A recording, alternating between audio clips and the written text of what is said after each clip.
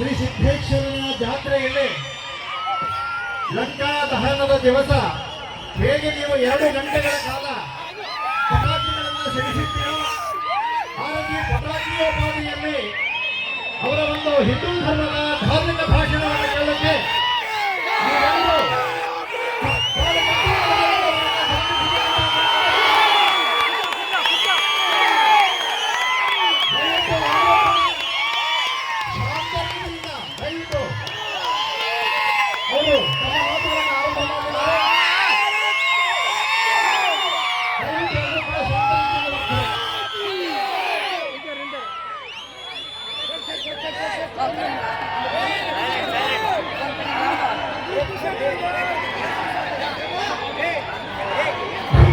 ದಯವಿಟ್ಟು ಶಾಂತವಾಗಿರಿ. ಆಲಿಸಿ, ಕೇಳಬೇಕು. ಕೇಳೋ ಒಂದು ಗುಣ ಇರಬೇಕು. ಫಸ್ಟ್ ಚಪ್ಪಾಳೆ ತಟ್ರಿ ಕೇಳಿ, ಚಪ್ಪಾಳೆ ತಟ್ರಿ ಕೇಳಿ, ಅಷ್ಟೇ.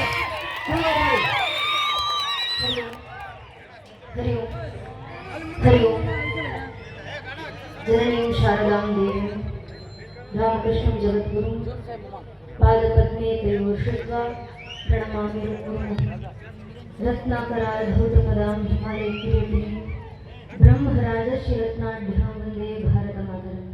ಕ್ಷೇತ್ರದ ಗ್ರಾಮದೇವರ ಪಾದರಿಂದಗಳಿಗೆ ಶರಣಾಗತಿನ ಬಿಡ್ತ, ಕ್ಷೇತ್ರ ದೇವರಾದ ಶ್ರೀ ಸಿದ್ದೇಶ್ವರ ಸ್ವಾಮಿಯವರ ಪಾದರಿಂದಗಳಿಗೆ ಶರಣಾಗತಿನ ಕೊಡ್ತಾ, ಕ್ಷೇತ್ರದ ಎಲ್ಲ ದೈವ ದೇವರುಗಳ ಪಾದರಿಂದಗಳಲ್ಲಿ ಗುರುವರೆಣ್ಯರ ಪಾದರಿಂದಗಳಲ್ಲಿ ಶರಣಾಗತಿನ ಬಿಡ್ತಾ, ವ್ಯಾಸಪೀಠದ ಮೇಲೆ ಆಸೀನರಾಗಿರುವಂತಹ ಪರಂಪೂಜೆನಿಗೆ ತ್ರೇಯರಿಗೆ, ಎಲ್ಲ ವಿದ್ವದ್ಗಣ್ಯರಿಗೆ, ನೆರೆದಿರುವ ಎಲ್ಲ ನೆಚ್ಚಿನ ದೇಶಭಕ್ತ ಬಾಂಧವರಿಗೆ, ಮಾತಾ ಭಗಿನಿಯರಿಗೆ, ಅಕ್ಕ ಅಣ್ಣಂದಿರಿಗೆ, ಇಡೀ ಕಾರ್ಯಕ್ರಮದಲ್ಲಿ ನನಗೆ ಸಹಕಾರ ನೀಡ್ತಾ ಇರುವಂತಹ ಆರಕ್ಷಕ ಬಂಧುಗಳಿಗೆ, ಪತ್ರಕರ್ತ ಬಾಂಧವರಿಗೆ ಹಾಗೂ ಎಲ್ಲ ಕಿರಿಯರ ಪಾದಗಳಿಗೆ ನನ್ನ ಹಣೆಚ್ಚು ನಮಸ್ಕರಿಸ್ತೇನೆ. ನನ್ನ ನೆಚ್ಚಿನ ಬಂಧುಗಳೇ, ಕಾರ್ಯಕ್ರಮಕ್ಕೆ ಬಂದಾಗ ಬಹಳ ಸಂತೋಷ ಆಯಿತು. ಒಂದು ಕ್ಷೇತ್ರದಲ್ಲಿ ಸಾವಿರಾರು ಜನ ಹಿಂದೂ ಬಾಂಧವರನ್ನ ಹಿಂದೂ ಧರ್ಮದ ಒಂದು ಛತ್ರ ಛಾಯೆಗಳಿಗೆ ತರಬೇಕಂದ್ರೆ ಅದು ಯಾವ ವ್ಯಕ್ತಿಯಿಂದ ಆಗಿರುವಂತಹ ಕೆಲಸವೂ ಅಲ್ಲ, ಬದಲಿಗೆ ಪರಂಪೂಜೆಯ ಸಿದ್ದೇಶ್ವರ ದೇವರ ಕೃಪೆಯಿಂದ ಆಗಿರುವಂತಹ ಕೆಲಸ. ಅವರ ಕೃಪಾಕಟಾಕ್ಷದಲ್ಲಿ ಬಂದು ನೆಲೆಸಿದ್ದೀವಿ. ಇಡೀ ಕಾರ್ಯಕ್ರಮವನ್ನು ಸುತ್ತ ನೋಡ್ತಾ ಬಂದಾಗ ಸಂತೋಷ ಆಯಿತು. ಕಾರ್ಯಕ್ರಮದಾದ್ಯಂತ ಕೇಸರಿ ತೋರಣಗಳನ್ನು ಕಟ್ಟಿದ್ದೀವಿ, ಕೇಸರಿ ಧ್ವಜಗಳನ್ನು ಕಟ್ಟಿಕೊಂಡು ಬಂದಿದ್ದೀವಿ. ಆಗಿಂದ ಇಲ್ಲಿನವರೆಗೂ ಶ್ರೀ ಸಿದ್ದೇಶ್ವರ ದೇವರ ಕೃಪಾಕಟಾಕ್ಷದಲ್ಲಿ ರಾಮರಿಗೆ ಜಯಘೋಷಗಳನ್ನು ಹಾಕ್ತಾ ಬಂದಿದ್ದೀವಿ. ಹಿಂದೂಗಳಾಗಿ ನಾವು ಯೋಚನೆ ಮಾಡಬೇಕು. ಇವತ್ತವರೆಗೂ ಸನಾತನ ಹಿಂದೂ ಧರ್ಮ ಜೀವಂತವಾಗಿ ಬಂದಿದೆ. ಹಳ್ಳಿಗಳಲ್ಲೂ ಕೇಸರಿ ತೋರಣಗಳನ್ನು ಕಟ್ಟು ಮೆರೆದಾಡ್ತೀವಿ ನಾವು. ಪ್ರತಿಯೊಬ್ಬ ಹಿಂದುವಿನ ಮಗುವಿನ ಬಾಯಿನಲ್ಲಿ ಇವತ್ತು ರಾಮರ ಘೋಷಣೆಗಳು ಜೀವಂತವಾಗಿದೆ ಅಂದ್ರೆ ಅದು ಸಾಮಾನ್ಯವಾದ ವಿಚಾರ ಅಲ್ಲವೇ ಅಲ್ಲ. ಕಾರಣ, ಒಂದು ಕಾಲದಲ್ಲಿ ನಮ್ಮ ಇಡೀ ಮಠ ಮಂದಿರಗಳನ್ನ ಮಣ್ಣಾಗಿಸಬೇಕು, ನಮ್ಮ ಸನಾತನ ಹಿಂದೂ ಪರಂಪರೆನ ನಾಶ ಮಾಡಬೇಕು, ನಮ್ಮ ಆಚರಣೆಗಳನ್ನ ನಾಶ ಮಾಡಬೇಕಂತ ನಮ್ಮ ಮೇಲಾದ ದಾಳಿ ಒಂದೆರಡಲ್ಲ. ನನ್ನ ನೆಚ್ಚಿನ ಬಂಧುಗಳೇ, 1372ಕ್ಕೂ ಹೆಚ್ಚು ವರ್ಷ ನಿರಂತರ ಸನಾತನ ಹಿಂದೂ ಧರ್ಮದ ಮೇಲೆ ದಾಳಿಯಾಗಿದೆ. ಇಷ್ಟು ವರ್ಷ ದಾಳಿ ಏನು ಮಹಾ ಅಂತ ನಾವು ಅಂದುಕೊಂಡ್ರೆ, ಯಾವತ್ತಾದ್ರೂ ಇತಿಹಾಸ ಪುಟಗಳನ್ನ ತಿರುವು ಹಾಕಿ ನೋಡಿದಾಗ ನಮ್ಗೆ ಅರ್ಥ ಆಗುತ್ತೆ. ಇದೇ ಜಗತ್ತಿನಲ್ಲಿ ಪ್ರಾಚೀನ ಅಂತ ಕರೆಸ್ಕೊಂಡಂತ 35 ಜನಾಂಗಗಳಿದ್ವಲ್ಲ, ಎಲ್ಲೋದು ಆ ಪ್ರಾಚೀನ ಜನಾಂಗಗಳು? ಎಲ್ಲೋದು ಜಗತ್ತಿನ ಮುಂದೆ ಪಿರಮಿಡ್ಗಳನ್ನ ಕಟ್ಟಿ ಮೆರೆದಂತ ಈಜಿಪ್ಷಿಯನ್ ಜನಾಂಗ? ಎಲ್ಲೋದು ಜಗತ್ತನ್ನ ಆಳಲಿಕ್ಕೆ ಬಂದಂತ ಗ್ರೀಕ್ ಜನಾಂಗ? ಎಲ್ಲೋದು ಜಗತ್ತಿಗೆ ಭಾಷಾ ಶಾಸ್ತ್ರ ಪರಿಚಯಿಸಿಕೊಟ್ಟಂತ ಪರ್ಷಿಯನ್ ಜನಾಂಗ? ಎಲ್ಲೋದು ಜಗತ್ತಿನ ಮುಂದೆ ಬಿಚ್ಚುಗತ್ತಿ ಹಿಡಿದು ನಿಂತ ರೋಮನರ ಜನಾಂಗ? ಜಗತ್ನ ಪ್ರಾಚೀನ ಅಂತ ಕರೆಸ್ಕೊಂಡಂತ 35 ಜನಾಂಗಗಳು ಅಲ್ಪಾಯುಗಳಾಗಿ ಕಾಲಗರ್ಭ ಸೇರಿದ್ದಾವೆ. ನಮ್ಮ ಕಣ್ಣು ಮುಂದೆ ಕಾಣ್ತಿರದಂತ 100 ಮತವಂತಗಳು ಕಣ್ಮರೆಯಾಗಿ ಹೋಗಿದ್ದಾವೆ. ಯಾಕೆ? ತಮ್ಮ ಮೇಲಾದಂತ 10, 20, 40, 50 ವರ್ಷಗಳ ಕಾಲದ ಒಂದೇ ಒಂದು ಪರಕೀಯ ಜನಾಂಗದ ದಾಳಿಯನ್ನು ತಡೆಯುವಷ್ಟು ಸಾಮರ್ಥ್ಯ ಇಲ್ಲದೆ ಆ ಪ್ರಾಚೀನ ಜನಾಂಗಗಳೆಲ್ಲ ಮಣ್ಣಲ್ಲಿ ಮಣ್ಣಾಗಿ ಅಳಿಸಿ ಹೋದವು. ಆದ್ರೆ ನಮ್ಮ ಸನಾತನ ಹಿಂದೂ ಧರ್ಮದ ಮೇಲೆ 10, 20, 40, 50 ವರ್ಷ ಅಲ್ಲ, 1000ಕ್ಕೂ ಹೆಚ್ಚು ವರ್ಷ ನಿರಂತರ ದಾಳಿ. ಇಷ್ಟು ವರ್ಷ ನಮ್ಮ ಮೇಲೆ ದಾಳಿ ಮಾಡಿದವರು ಒಂದೆರಡು ಜನಾಂಗದವರ, ಒಂದೆರಡು ಪೈಕಿ ದೇಶದವರ. 1000ಕ್ಕೂ ಹೆಚ್ಚು ವರ್ಷ ಮೊಘಲರು ಬಂದ್ರು, ಅರಬ್ಬರು ಬಂದ್ರು, ಅಫ್ಘನರು ಬಂದ್ರು, ಪೋರ್ಚುಗೀಸರು ಬಂದ್ರು, ಡಚ್ಚರು ಬಂದ್ರು, ಫ್ರೆಂಚರು ಬಂದ್ರು, ಇಂಗ್ಲಿಷರು ಬಂದ್ರು, ಶಕರು ಬಂದ್ರು, ಹೂಣರು ಬಂದ್ರು. ಇವರೆಲ್ಲರೂ ಬಂದು ನಮ್ಮ ಮೇಲೆ ದಾಳಿ ಮಾಡಿದ ನಂತರವೂ ಇವತ್ತಿಗೂ ಸನಾತನ ಹಿಂದೂ ಧರ್ಮ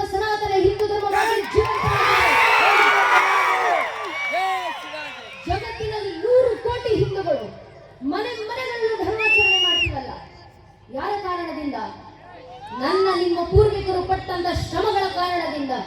1372 ವರ್ಷಗಳ ಕಾಲ 13 ಶತಮಾನಗಳ ಕಾಲ ನನ್ನ ನಿಮ್ಮ ಪೂರ್ವಿಕರು ಮನೆಮಠಗಳನ್ನು ಬಿಟ್ಟಿದ್ದಾರೆ, ಆಸ್ತಿ ಅಂತಸ್ತನ್ನು ಬಿಟ್ಟಿದ್ದಾರೆ. ತಮ್ಮ ಮೇಲೆ ದಾಳಿಯಾದಾಗ ತಮ್ಮ ಊರುಗಳನ್ನು ಬಿಡುವಂತ ಪರಿಸ್ಥಿತಿ ಬಂದಾಗ ಊರು ಬಿಟ್ಟು ಓಡಿ ಬರ್ತಿದ್ದಂತ ನಮ್ಮ ಪೂರ್ವಿಕರು ವಲಸೆ ಬರಬೇಕಾದ್ರೆ ಕೈಯಲ್ಲಿ ತಂದಿದ್ದು ಮಾಡಿಟ್ಟಂತ ಧನ ಧಾನ್ಯ ಆಸ್ತಿ ಅಂತಸ್ತು ಸಂಪತ್ತನ್ನೆಲ್ಲ ಸ್ವಾಮಿ ಮನೆಯಲ್ಲಿದ್ದಂತ ದೇವರ ಮೂರ್ತಿಗಳನ್ನ ಕೈ ಹಿಡ್ಕೊಂಡು ದಿಕ್ಕುಗಳಿಗೆ ಓಡೋಡಿ ಬಂದ್ರು.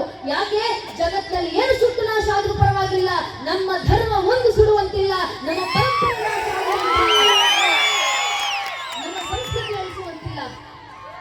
ಆ ಆದರ್ಶದಲ್ಲಿ ಬದುಕಿ ಹುತಾತ್ಮರಾಗಿ ಹೋದಂತ ಸಾವಿರ ಜನ ನನ್ನ ನಿಮ್ಮ ಪೂರ್ವಿಕರು ಒಂದು ಕಾಲದಲ್ಲಿ ತಾಯಿ ಭಾರತ ಮಾತೆಗೆ ಜೈಘೋಷ ಹಾಕಿದ ಒಂದೇ ಒಂದು ಕಾರಣದಿಂದ ಅನೇಕ ಭಾರತೀಯ ನರಮೇಧಗಳನ್ನ ಬ್ರಿಟಿಷರು ಗೈಯುವಂತ ಸಂದರ್ಭದಲ್ಲಿ ಏಕಾಂಗಿಯಾಗಿ ನಿಂತು ಕಾಲ್ವಸ್ತ್ರವನ್ನು ತೊಟ್ಟು ಇಡೀ ಬ್ರಿಟಿಷರ ಆಶ್ರಯದ ಮುಂದೆ ಭಾರತ ಮಾತೆಗೆ ಜೈಘೋಷಗಳನ್ನು ಹಾಕಿರುವುದಂತ ಅಲ್ಲೂರಿ ಸೀತಾರಾಮರಾಜು ಗಾರು ವಂಶಸ್ಥರಾಗಿ ನಾವು ನಿಂತಿರುತ್ತೇವೆ. ಒಂದು ಕಾಲದಲ್ಲಿ ಮೊಘಲರ ಛಾಯೆಯಿಂದ ಇಡೀ ಭಾರತೀಯ ಜನಾಂಗ ತತ್ತರಿಸಿ ಹೋಗ್ತಿದ್ದಂತ ಸಂದರ್ಭದಲ್ಲಿ ಛತ್ರಪತಿ ಶಿವಾಜಿ ಮಹಾರಾಜರ ಮಗ ಛತ್ರಪತಿ ಸಂಭಾಜಿ ಮಹಾರಾಜರನ್ನ ಕಾರಾಗೃಹ ಕಟ್ಟಲಾಗುತ್ತೆ. 40 ದಿನಗಳ ಚಿತ್ರಹಿಂಸೆ, ಒಂದೇ ಒಂದು ಷರತ್ತಿನ ಮೇರೆಗೆ, ಒಂದೇ ಒಂದು ಕರಾರು, ಈ ಕ್ಷಣ ನಿನ್ನ ಹಿಂದೂ ಧರ್ಮ ಬಿಟ್ಟು ನನ್ನ ಮತಕ್ಕೆ ಮತಾಂತರಗೊಳ್ಳು, ನಿನ್ನನ್ನ ಜೀವಂತವಾಗಿ ಕಳಿಸ್ಕೊಡ್ತೀನಿ, ನನ್ನ ಸಾಮ್ರಾಜ್ಯದಲ್ಲಿ ಒಂದಿಷ್ಟು ಸಂಸ್ಥಾನಗಳನ್ನು ಕೈಗಿಟ್ಟು ಸಾಮಂತರಾಜನಾಗಿ ಬಿಟ್ಕೊಡ್ತೀನಿ ಅಂತ ಕೊಟ್ಟಂತ ಒಪ್ಪಿಗೆ ಷರತ್ತು. ಆ ಕ್ಷಣ ಸಂಭಾಜಿ ಮಹಾರಾಜರು ಮನಸ್ಸು ಮಾಡಿದ್ರೆ, ಹಿಂದೂ ಧರ್ಮ ಬಿಟ್ಟು ಮತಾಂತರಗೊಂಡಿದ್ದಿದ್ರೆ ಜೀವನ ಪೂರ್ತಿ ಸುಖ ಸಂಪತ್ತಿನಲ್ಲಿ ಸಾಮಂತರಾಜ ಬದುಕಿ ಕಳೆದು ಹೋಗಬಹುದಿತ್ತು. ಒಪ್ಪಲಿಲ್ಲ. 40 ದಿನ ಆದ್ರಿಂದ ಅವರಿಗೆ ಚಿತ್ರಹಿಂಸೆ ಕೊಡಲಾಯಿತು, ಧರ್ಮ ಬಿಟ್ಟು ಮತಾಂತರಗೊಳ್ತಿಲ್ವಲ್ಲ ಅಂತ. 42 ದಿನಗಳ ಚಿತ್ರಹಿಂಸೆ ಸಂಭಾಜಿ ಮಹಾರಾಜರು ಅನುಭವಿಸಿದ್ರು. ಅವರ ಕೈ ಉಗುರುಗಳನ್ನು ಕಿತ್ತು ತೆಗೆಯಲಾಯಿತು, ಕಾಲು ಬೆರಳುಗಳನ್ನು ಕತ್ತರಿಸಲಾಯಿತು, ಕಾಲ ಸೀಸೆಯಿಂದ 2 ಕಣ್ಣು ಗುಡ್ಡೆಗಳನ್ನು ಕಿತ್ತು ತೆಗೆಯಲಾಯಿತು, ಚರ್ಮವನ್ನು ಸುರಿದು ಕಣ್ಣು ಮುಂದೆ ನಾಯಿಗಳಿಗೆ ತಿಂಡಿ ಬಿಸಾಡಲಾಯಿತು, ಆ ಚರ್ಮದ ನಾಯಿಗಳ ಮೇಲೆ ಉಪ್ಪನ್ನೆರಿಸಲಾಯಿತು. 42 ದಿನಗಳ ನಿರಂತರ ಚಿತ್ರಹಿಂಸೆ ಸಂಭಾಜಿ ಮಹಾರಾಜರು ಅನುಭವಿಸಿದ್ರು. ಒಂದೇ ಒಂದು ಕ್ಷಣ ಧರ್ಮ ಬಿಡುವಂತ ಯೋಚನೆ ಮಾಡಲಿಲ್ಲ. ಯಾಕಂದ್ರೆ ಭಗವದ್ಗೀತೆಯಲ್ಲಿ ನಮಗೆ ಶ್ರೀಕೃಷ್ಣ ಪರಮಾತ್ಮ ಕೊಟ್ಟಂತ ಮಾತು ಸ್ವಧರ್ಮೇ ನಿಧನಂ ಶ್ರೇಯ ಪರಧರ್ಮೇ ಭಯಾವಹ. ಅರ್ಥಾತ್ ಧರ್ಮ ಬಿಟ್ಟು ಮತ್ತೊಂದು ಮತಕ್ಕೆ ಮತಾಂತರಗೊಂಡು 100 ವರ್ಷ ಬದುಕೋದಕ್ಕಿಂತ ನನ್ನ ಧರ್ಮದಲ್ಲಿ ಒಂದು ದಿನ ಬದುಕಿದ್ರು ಸಾಕು, ನರಸಿಂಹನಂತೆ ಸಾಯ್ತೀನಿ. ಸ್ವಾಮಿ ಒಬ್ಬರ ಇಬ್ಬರ ನನ್ನ ನಿಮ್ಮ ಪೂರ್ವಿಕರು ನಮ್ಮ ಪರಂಪರೆಯ ನಿರಂತರ ಮೊಘಲರ ದಾಳಿಗಳಾಗ್ತಿದ್ದಂತ ಸಂದರ್ಭದಲ್ಲಿ 13 ಶತಮಾನಗಳ ಕಾಲ ನಿರಂತರ ಆಕ್ರಮಣಗಳಾದಂತ ಸಂದರ್ಭದಲ್ಲಿ ನಮ್ಮ ಹಿರಿಯರು, ನಮ್ಮ ಪೂರ್ವಿಕರು, ಸನಾತನ ಹಿಂದೂ ಧರ್ಮದ ಹಿಂದೂ ಪೂರ್ವಿಕರ ಮೇಲೆ ಅದೇ ಮೊಘಲರು ಕತ್ತಿಯನ್ನು ಇಟ್ಟು ಈ ಕ್ಷಣ ಧರ್ಮ ಬಿಟ್ಟು ಮತಾಂತರಗಳು ಇಲ್ಲವೇ ನಿನ್ನ ಕತ್ತು ಕತ್ತರಿಸ್ತೀವಿ ಅಂತ ಹೇಳಿದಾಗ ನನ್ನ ನಿಮ್ಮ ಪೂರ್ವಿಕರ ಬಾಯಲ್ಲಿ ಒಂದೇ ಒಂದು ಮಾತು ಬಂದಿತ್ತು. ಕತ್ತಿನ ಅಂಚಿನ ನಿಂತಿದ್ದಂತ ಸನಾತನ ಹಿಂದೂ ಧರ್ಮದ ನನ್ನ ನಿಮ್ಮ ಪೂರ್ವಿಕರು ಉತ್ತರ ಕೊಟ್ಟಿದ್ರು, ಬೇಕಾದ್ರೆ ಈ ಕ್ಷಣ ಪ್ರಾಣ ಬಿಡ್ತೀನಿ, ಆದ್ರೆ ಧರ್ಮ ಬಿಡೋದಿಲ್ಲ ಅಂತ. ಈ ಒಂದು ಉತ್ತರ ನಮ್ಮ ಪೂರ್ವಿಕರ ಬಾಯಿಂದ ಬಂದಿದ್ರಿಂದ ಆ ಒಂದು ಉತ್ತರ ಇವತ್ತು ನಮ್ಮನ್ನ ಜೀವಂತವಾಗಿರಿಸಿದ ಸನಾತನ ಹಿಂದೂ ಧರ್ಮ ಎಂಬ ಹೆಸರಿನಲ್ಲಿ ಆ ಸನಾತನ ಹಿಂದೂ ಧರ್ಮದ ವಾರಸುದಾರರಾಗಿ ಇವತ್ತು ನಾವು ನಿಂತಿದ್ದೀವಿ. ನನ್ನ ನಿಮ್ಮ ಪೂರ್ವಿಕರು ಪಟ್ಟಂತ ಶ್ರಮಗಳು ವ್ಯರ್ಥ ಆಗುವಂತದ್ದಿಲ್ಲ ನನ್ನ ನೆಚ್ಚಿನ ಬಂಧುಗಳೇ. ಯಾವ ರೀತಿ ಆದ್ರೂ ಪರವಾಗಿಲ್ಲ, ಧರ್ಮ ಉಳಿಸಿದರೆ ಸಾಕು ಅಂತ ಮುಡಿಪಾದಂತ ನನ್ನ ನಿಮ್ಮ ಪೂರ್ವಿಕರ ಆ ಶ್ರಮಗಳು ವ್ಯರ್ಥ ಆಗುವಂತದ್ದಿಲ್ಲ. ಇನ್ನು ಮುಂದೆ ಸನಾತನ ಹಿಂದೂ ಧರ್ಮ ಉಳಿಸಬೇಕು, ಮತ್ತೆ ಪರಂಪರೆಯನ್ನು ಬೆಳೆಸಬೇಕು. ಯಾವ ರೀತಿ ಬೆಳೆಸ್ತೀರಾ? ಯಾವ ರೀತಿ ಸಂಸ್ಕೃತಿ ರಕ್ಷಣೆ ಮಾಡ್ಕೊಳ್ತೀರಾ? ಇರೋದು ಒಂದೇ ಒಂದು ಮಾರ್ಗ. ಭಗವದ್ಗೀತೆ 4ನೇ ಅಧ್ಯಾಯದ 7ನೇ ಶ್ಲೋಕದಲ್ಲಿ ಶ್ರೀಕೃಷ್ಣ ಪರಮಾತ್ಮ ನಮಗೆ ಕರೆಯನ್ನು ಕೊಟ್ಟರು. ಯದಾ ಯದಾ ಈ ಧರ್ಮಸ್ಯ ಪರಿತ್ರಾಣಿ ಸಾಧುರ ವಿನಾಶ ದುಷ್ಕೃತ ಧರ್ಮ ಸಂಸ್ಥಾಪನಾದಾಯ ಸಂಭವಾಮಿ ಯುಗೆ ಯುಗೆ. ಯುಗ ಯುಗಕ್ಕೂ ಧರ್ಮ ರಕ್ಷಣೆಗೆ ನಾನು ಬಂದು ಅವತರಿಸ್ತೀನಿ. ಆದ್ರೆ ಕಲಿಯುಗದಲ್ಲಿ ಧರ್ಮ ರಕ್ಷಣೆಗೆ ಯಾವ ಅವತಾರ? ಕೃಷ್ಣ ಪರಮಾತ್ಮ ಕರೆ ಕೊಟ್ಟರು. ಕಲಿಯುಗದ ಅಂತ್ಯದಲ್ಲಿ ಕಲಿಕೆ ಅವತಾರ. ಆದ್ರೆ ಕಲಿಯುಗ ನಡೀತಾ ಇರಬೇಕಾದ್ರೆ ಕಲಿಯುಗದೊಳಗೆ ದೇಶ ಧರ್ಮ ರಕ್ಷಣೆಗೆ ಇರೋದು ಒಂದೇ ಒಂದು ಅವತಾರ, ಅದು ಸಂಘ ಶಕ್ತಿ ಕಲಿಯುಗೆ. ಸಂಘಟಿತರಾಗಿ ಬನ್ನಿ ಹಿಂದೂ ಸಮಾಜ. ಇವತ್ತು ಹೇಳ್ಕೊಳ್ಳಿಕ್ಕಿದ್ದೀವಿ, ಜಗತ್ನ 100 ಕೋಟಿ ಹಿಂದೂಗಳ ಜನಸಂಖ್ಯೆ, ಆದ್ರೆ ಒಬ್ಬ ಹಿಂದುವಿನ ಮುಂದೆ ನಿಂತಿವತ್ತು ನೀನ್ ಯಾರಪ್ಪ, ನೀನು ಯಾವ ಸಮಾಜಕ್ಕೆ ಸೇರಿದವನು ಅಂದ್ರೆ ಹಿಂದುವಿನ ಬಾಯಿನಲ್ಲಿ ಧರ್ಮದ ಹೆಸರು ಬರೋಕ್ಕೂ ಮುಂಚೆ ಜಾತಿ ಹೆಸರು ಬಂದಿರುತ್ತೆ. ಒಬ್ಬ ಹಿಂದೂ ಆಗೋಕ್ ಮುಂಚೆ ಒಬ್ಬ ಹಿಂದೂ ಬ್ರಾಹ್ಮಣ ಆಗ್ತಾರೆ, ಒಬ್ಬ ಹಿಂದೂ ಲಿಂಗಾಯತರಾಗ್ತಾರೆ, ಒಬ್ಬ ಹಿಂದೂ ಕುರುಬರಾಗ್ತಾರೆ, ಒಬ್ಬ ಹಿಂದೂ ಗೌಡ್ರ ಆಗ್ತಾರೆ, ಒಬ್ಬ ಹಿಂದೂ ರೆಡ್ಡಿ ಆಗ್ತಾರೆ, ಒಬ್ಬ ಹಿಂದೂ ನಾಯ್ಡು ಆಗ್ತಾರೆ, ಒಬ್ಬ ಹಿಂದೂ ಕಮ್ಮ ಆಗ್ತಾರೆ, ಒಬ್ಬ ಹಿಂದೂ ಕಾಪು ಆಗ್ತಾರೆ, ಒಬ್ಬ ಹಿಂದೂ ಬನಿ ಆಗ್ತಾರೆ, ಒಬ್ಬ ಹಿಂದೂ ಜಾಟ್ ಆಗ್ತಾರೆ, ಒಬ್ಬ ಹಿಂದೂ SC, ಒಬ್ಬ ಹಿಂದೂ ST, ಒಬ್ಬ ಹಿಂದೂ ಶೆಟ್ಟಿ, ಒಬ್ಬ ಹಿಂದೂ ಪೂಜಾರ್, ಒಬ್ಬ ಹಿಂದೂ ಮರಾಠ, ಒಬ್ಬ ಹಿಂದೂ ರಾಜ್ಪೂತ್. ಸ್ವಾಮಿ, ಹಿಂದೂ ಹಿಂದೂ ಆಗೋದು ಯಾವಾಗ? ನಾವು ಹಿಂದೂಗಳ ಅರ್ಥ ಮಾಡ್ಕೊಳ್ಬೇಕು. ನಮ್ಮ ಜಾತಿ ಯಾವುದೇ ಇರಲಿ, ಆ ಜಾತಿಗಳ ಮೇಲೆ ನಾವಿಟ್ಟಿರುವಂತ ಜಾತಿ ಪ್ರೇಮ ಎಷ್ಟೇ ವಿಶಾಲವಾಗಿರ್ಲಿ, ನಮ್ಮ ಜಾತಿ ನಮ್ಮನೆ ದೇವ್ರ ಕೋಣೆ ಒಳಗೆ ಸೀಮಿತವಾಗಿರಬೇಕು. ನಮ್ಮ ರಾಜಕೀಯ ಆಸಕ್ತಿ ಯಾವುದೇ ಇರಲಿ, ನೀವ್ ಯಾವ ರಾಜಕೀಯ ಪಕ್ಷಕ್ಕೆ ಬೇಕಾದ್ರೂ ಕೆಲಸ ಮಾಡ್ಕೊಳ್ಳಿ, ನಿಮ್ಮಲ್ಲಿ ಯಾವ ರಾಜಕೀಯ ಪಕ್ಷದ ಕಾರ್ಯಕರ್ತ ಅಂತ ಬೇಕಾದ್ರೂ ಹೇಳ್ಕೊಂಡು ತಿರುಗಾಡಿ, ಆದ್ರೆ ನಮ್ಮ ರಾಜಕೀಯ ಆಸಕ್ತಿ ನಮ್ಮ ಮನೆ ಬಾಗಿಲಿನ ಒಳಗೆ ಸೀಮಿತವಾಗಿರಬೇಕು. ಪ್ರತಿಯೊಬ್ಬ ಹಿಂದೂ ತನ್ನ ಮನೆ ದೇವ್ರ ಕೋಣೆ ದಾಟಿ ಮನೆ ವಸ್ತು ಬಿಟ್ಟು ಹೊರಗೆ ಬರಬೇಕಾದ್ರೆ ಜಾತಿ, ಉಪಜಾತಿ, ಮತ, ಪಂಥ, ಪಂಗಡ, ಕುಲ, ಗೋತ್ರ, ರಾಜಕೀಯ ಆಸಕ್ತಿ, ತತ್ವ, ಸಿದ್ಧಾಂತ ಎಲ್ಲವನ್ನ ಮರೆತು ಎದರ ಮೇಲೆ ಕೇಸರಿ ಶಾಲು, ಹಣ ಮೇಲೆ ಕೇಸರಿ ತಿಲಕ ಇಟ್ಟುಕೊಂಡು ನಾವೆಲ್ಲ ಹಿಂದೂ, ನಾವೆಲ್ಲ ಒಂದು ನಮ್ಮ ಧರ್ಮ ರಕ್ಷಣೆ ಆ ಸಂಘಟನೆಗಳ ಒಮ್ಮೆ ಹಿಂದೂ ಸಮಾಜದಲ್ಲಿ ಬಂದ್ರೆ ಸಾಕು. ನನ್ನ ನೆಚ್ಚಿನ ಬಂಧುಗಳಿಗೆ, ಜಗತ್ತಲ್ಲಿ ಎಂತೆಂಥ ಬದಲಾವಣೆ ತರಬಹುದು ನಾವು. ಇದೇ ಕೆಲವು ದಶಕಗಳ ಹಿಂದೆ ಸಂಘದ ಕಾರ್ಯಕರ್ತರಾದಂತಹ ಸ್ವರ್ಗೀಯ ಶ್ರೀ ಅಶೋಕ್ ಸಿಂಗಾಜಿ ಅವರು ನಿಂತು ಇದೇ ನೆಲದಿಂದ ಇಡೀ ಹಿಂದೂ ಸಮಾಜಕ್ಕೊಂದು ಕರೆಯನ್ನು ಕೊಟ್ಟಿದ್ರು. रोम रोम में रमे हुए राम के लिए आओ कार सेवको, बनो कार सेवको, जाओ कार सेवको, मिटो कार सेवको, अगर समय पड़े तो अयोध्या में बहती सरयू नदी को अपने लहू से लाल करना पड़े तो डरो ना कार सेवको. ಪೂಜ್ಯ ಅಶೋಕ್ ಸಿಂಗಾಜಿ ಅವರ ಕರೆ ರೋಮ ರೋಮದಲ್ಲಿ ರಮಿಸಿರುವಂತ ರಾಮರಿಗೋಸ್ಕರ ಬನ್ನಿ ಕಾರ ಸೇವಕರಾಗಿ ಹಿಂದೂಗಳೇ.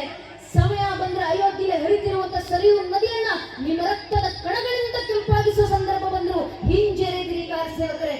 ಒಂದು ಅಶೋಕ್ ಸಿಂಗಾಜಿ ಅವರ ಕರೆಗೆ ಹೋಗೊಟ್ಟು ನನ್ನ ನಿಮ್ಮ ಹಿರಿಯರು ಲಕ್ಷ ಲಕ್ಷ ಸಂಖ್ಯೆಯಲ್ಲಿ ಜಾತಿ, ಮತ, ಪಂಥ, ರಾಜಕೀಯ ಆಸಕ್ತಿಗಳ ಎಲ್ಲ ಭೇದಗಳನ್ನು ಮೀರಿ ಹಿಂದೂ ಧರ್ಮವನ್ನು ಏಕಚಕ್ರಾಚಾರ್ಯರಿಗೆ ಬಂದು ಶ್ರೀರಾಮರಿಗೋಸ್ಕರ ಒಂದು ಏಕಕಂಠ ಸ್ವರೂಪವಾಗಿ ಜೈಕಾರಗಳನ್ನು ಹಾಕ್ತಾ ರಾಮ್ ಲಲ್ಲಾ ಮಾಯಂಗೆ ಮಂದಿರ ವಹಿ ಬನಾಯಂಗೆ, ಬಚ್ಚಾ ಬಚ್ಚಾ ರಾಮ ಕಾ ಜನ್ಮಭೂಮಿಗೆ ಕಾಮಕ ಅಂತ ಶ್ರೀರಾಮಚಂದ್ರಗೆ ಜೈ ಜೈ ಘೋಷಗಳನ್ನು ಹಾಕ್ತಾ ಬಂದಂತ ನಮ್ಮ ನಿಮ್ಮ ಹಿರಿಯರು ಸಾವಿರಾರು ಸಂಖ್ಯೆಯ ತಾಯಿಂದರು ಸೇರಿದ್ದೀರಾ. ತಾಯಿಂದರು ನೆನ್ಪಿಟ್ಕೊಳ್ಬೇಕು, ರಾಮ ಮಂದಿರದ ಕಾರ್ಯ ಸಾಕಾರಗೊಂಡಿದೆ ಅಂದ್ರೆ ಅದಕ್ಕೆ ಪ್ರಮುಖ ಕಾರಣ ನಮ್ಮ ತಾಯಿಂದಿರು. ಕಾರಣ ಅಂದು ರಾಮ ಮಂದಿರದ ಕಾರ್ಯ ಸಾಕಾರಗೊಳಿಸಲಿಕ್ಕೆ ಅಯೋಧ್ಯೆಯಲ್ಲಿ ನಿಂತಿದ್ದಂತ 3.5 ಲಕ್ಷ ಜನ ಕಾರ್ಯಸೇವಕರಲ್ಲಿ 36,000 ಜನ ತಾಯಿಂದರು ಹೆಣ್ಣು ಮಕ್ಕಳು ಮುಂದೆ ನಿಂತು ರಾಮನಿಗೋಸ್ಕರ ಶ್ರಮಿಸಿದ್ದಾರೆ. ಮುಂದೆ ಮಾತಾ ಉಮಾ ಭಾರತಿ, ಕಾವಿ ತೊಟ್ಟ ಮಾತಾ ರಿತಂಬರಿ, ಜೊತೆಗೆ 36,000 ಜನ ತಾಯಿಂದರು ಕೈ ಕೈ ಹಿಡಿದು ಮಾನವ ಸರಪಳಿಗಳನ್ನ ಮಾಡಿ ರಾಮರಿಗೆ ಗಾನಗಳನ್ನು ಹಾಡ್ತಾ, ಭಜನೆಗಳನ್ನು ಹಾಡ್ತಾ, ಕಂಕರ್ ಕಂಕರ್ ಶಂಕರ್ ಜಿಸ್ಕಾ ಪ್ರಾಣ ಪ್ರಾಣ में गीता है, जीवन की धड़कन रामायण तो पत्थर बनी पुनीता है, यदि राम नहीं है तो श्वासों में जीवन का गट रीता है, नर नाहर श्री पुरुषोत्तम का हम मंदिर भव्य बनाएंगे, सौगंध राम की काते हम मंदिर वही बनाएंगे ಅಂತ ನಮ್ಮ ತಾಯಿಂದ್ರು ಹಾಡ್ತಾ ಹಾಡ್ತಾ ಕಾಲ ಸೇವೆ ಸಲ್ಲಿಸಿದ್ರಲ್ಲ.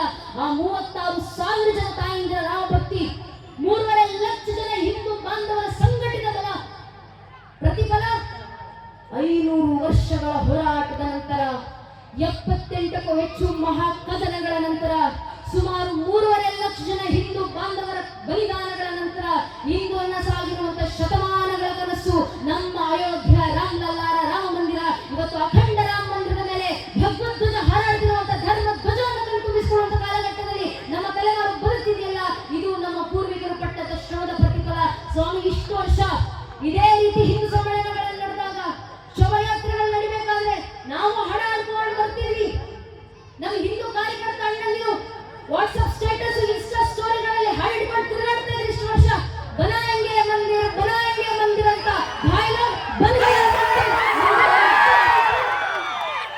ಇಡೀ ಜಗತ್ತು ಕಣ್ತುಂಬಿಸಿಕೊಳ್ಳುವಂತೆ ಅಖಂಡ ರಾಮ ಮಂದಿರದ ಮೇಲೆ ಭಗವದ್ಧ್ವಜವನ್ನು ಹಾರಾಡಿಸಿ ಆಯ್ತಲ್ಲ.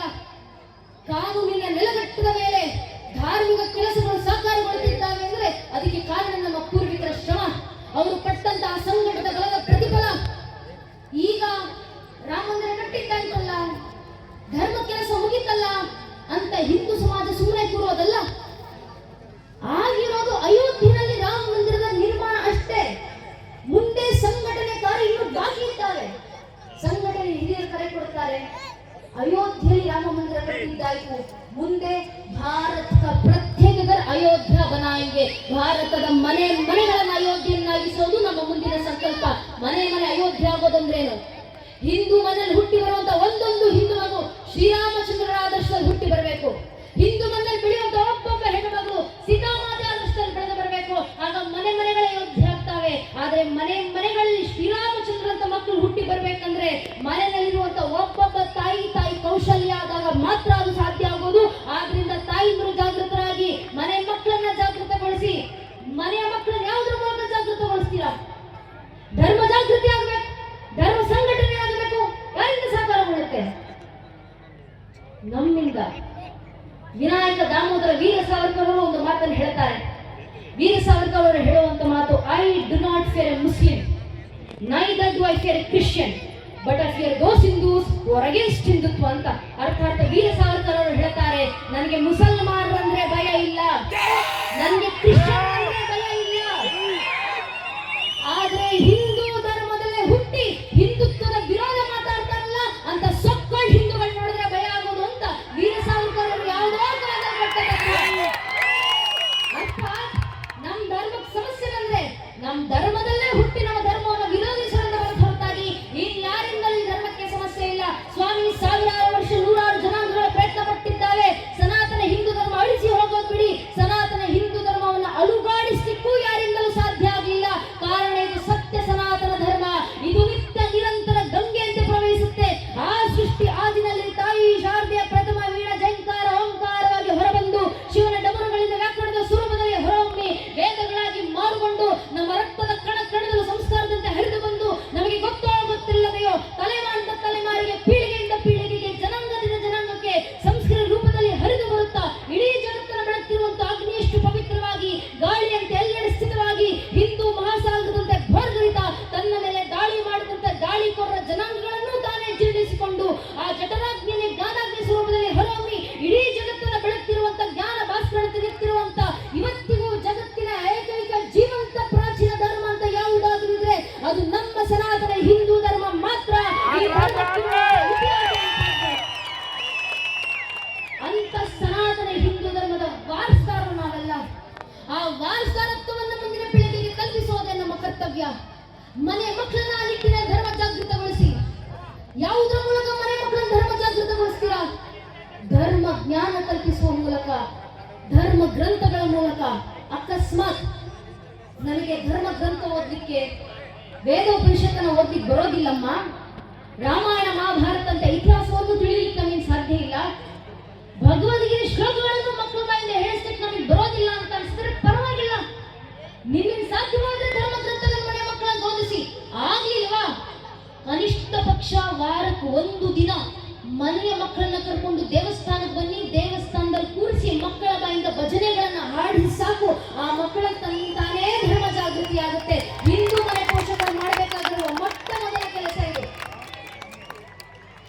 ಮಕ್ಕಳ ಬಾಯಿಂದ ಭಜನೆ ಬಂದ್ರೆ ಭಗವಂತನೇ ಧೈರ್ಯದಿಂದ ಬರ್ತಾನೆ ಅಂತ ನಂಬಿದವರು ನಾವೆಲ್ಲ.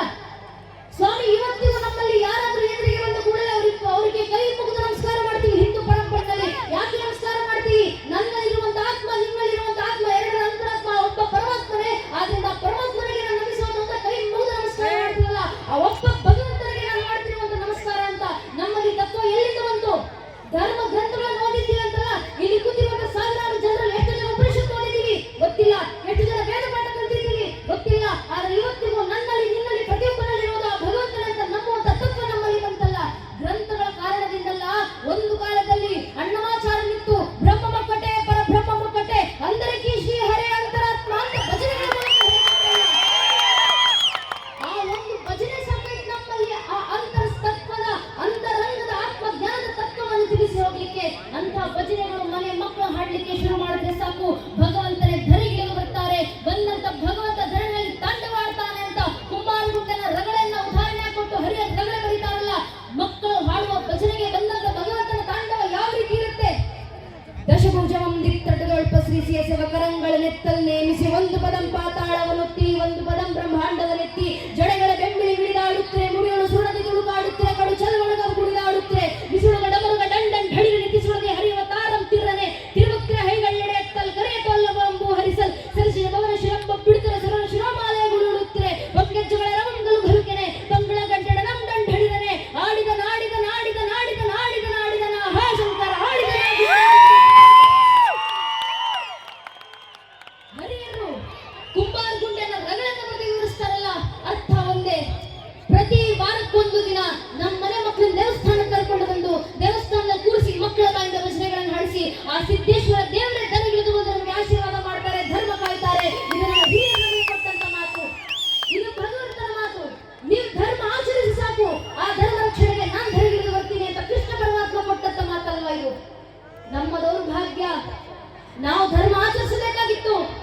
ಸಂಧ್ಯಾಕಾಲಕ್ಕೆ ಮನೆ ಮಠಗಳಿಂದ ಭಜನೆಗಳ ಸದ್ದು ಕೇಳಿ ಬರಬೇಕಾಗಿತ್ತು, ಶಂಖನಾದದ ಧ್ವನಿಗಳು ಹೊರಡಬೇಕಿತ್ತು, ಗಂಟೆ ಜಾಗಟೆಗಳ ಗರ್ಜನೆಗಳು ಕೇಳಿ ಬರಬೇಕಿತ್ತು. ಇವತ್ತು ಮನೆ ಮಠಗಳಲ್ಲಿ ಬಿಡಿ ಸ್ವಾಮಿ, ನಮ್ಮ ದೇವಸ್ಥಾನಗಳಿಗೆ ಬಂದ್ರೆ ದೇವಸ್ಥಾನದಲ್ಲಿ ಒಂದು ಮೆಷಿನ್ ತಂದಿಟ್ಟಿದ್ದೀವಿ ನಾವು. ಆರತಿ ಮಾಡೋ ಸಮಯಕ್ಕೆ ಒಂದು ಸ್ವಿಚ್ ಆನ್ ಮಾಡಿದ್ರೆ ಸಾಕು, ಗಂಟೆ ಜಾಗಟೆ ತನ್ನ ತಾನೇ ಪಡ್ಕೊಳುತ್ತೆ ಅಂತ ಮೆಷಿನ್ಗಳು ತಂದಿಟ್ಟಿದ್ದೀವಿ ನಾವು ಮಂದಿರಗಳಲ್ಲಿ. ನೋಡಿದಾಗ ನಮಗೆ ಏನೋ ಖುಷಿ, ಅಪ್ಪ ಟೆಕ್ನಾಲಜಿ ನಮ್ಮ ಮಂದಿರದವರೆಗೂ ಬಂದ್ಬಿಟ್ಟಿದೆ.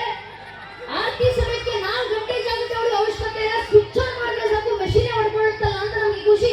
ಇದು ಖುಷಿ ಪಡೋ ವಿಚಾರ ಅಲ್ಲ ನನ್ನ ನೆಚ್ಚಿನ ಬಂಧುಗಳೇ, ಅತ್ಯಂತ ದುಃಖಕರ ವಿಚಾರ. ಯಾಕೆ ಮೆಷಿನ್ಗಳನ್ನ ದೇವಸ್ಥಾನದಲ್ಲಿ ತಂದಿಟ್ಟಿದ್ದೀವಿ ಅಂತ, ಟೆಕ್ನಾಲಜಿ ಬಂದಿದೆ ಅಂತಲ್ಲ. ಸಂಧ್ಯಾಕಾಲಕ್ಕೆ ಆರತಿ ಸಮಯಕ್ಕೆ ಗಂಟೆ ಜಾಗಟೆ ಹೊಡಿಲಿಕ್ಕೆ ಮನುಷ್ಯನ ದೇವಸ್ಥಾನದಲ್ಲಿ ಹಿಂದೂಗಳಿಲ್ಲ, ಅದಕ್ಕೋಸ್ಕರ ಒಂದು ಮೆಷಿನ್ ತಂದಿರುವಂತ ಪರಿಸ್ಥಿತಿ ನಮ್ಮ ಸಮಾಜಕ್ಕೆ ಬಂದಿದೆ. ಯಾವ ಮಟ್ಟದ ಜಾಗೃತಿ! ಬೇರೆಲ್ಲ ಬೇಡ ಈ ಕ್ಷಣ ಒಂದು ದೇವಸ್ಥಾನದ ಕಟಾಕ್ಷದಲ್ಲಿ ಸಿದ್ದೇಶ್ವರ ದೇವರ ಆಶೀರ್ವಾದದ ಅಡಿನ ನಾವೆಲ್ಲ ಕೂತಿದ್ದೀವಿ. ಒಂದು ದೇವಸ್ಥಾನದ ಆವರಣ ನಡೀತಿರೋದು ಧಾರ್ಮಿಕ ಸಭೆ, ಒಂದು ಧರ್ಮ ಸಮ್ಮೇಳನದಲ್ಲಿ, ಧಾರ್ಮಿಕ ಸಭಾ ಕಾರ್ಯಕ್ರಮದಲ್ಲಿ, ದೇವಾಲಯದ ಆವರಣದಲ್ಲಿ ಬಂದು ಕೂತಿದ್ದೀವಿ ನಾವೆಲ್ಲ. ಸ್ವಲ್ಪ ಸುತ್ತಮುತ್ತ ಕಣ್ಣಾಡಿಸಿ ನೋಡಿ, ಅಕ್ಕಪಕ್ಕ ನೋಡ್ಕೊಳ್ಳಿ. ನಿಮ್ಮ ಸುತ್ತಮುತ್ತಲು ಹಿರಿಯರಿರ್ತಾರೆ, ವೃದ್ಧರಿರ್ತಾರೆ. ಆ ಹಿರಿಯರ ಹಣೆ ಸ್ವಲ್ಪ ಗಮನಿಸಿ. ಅವ್ರ ಹಣೆ ತುಂಬ ವಿಭೂತಿ ಬೆಳೆದಿರ್ತಾರೆ, ಹಣೆ ತುಂಬ ಭಂಡಾರ ಹಚ್ಚಿರ್ತಾರೆ.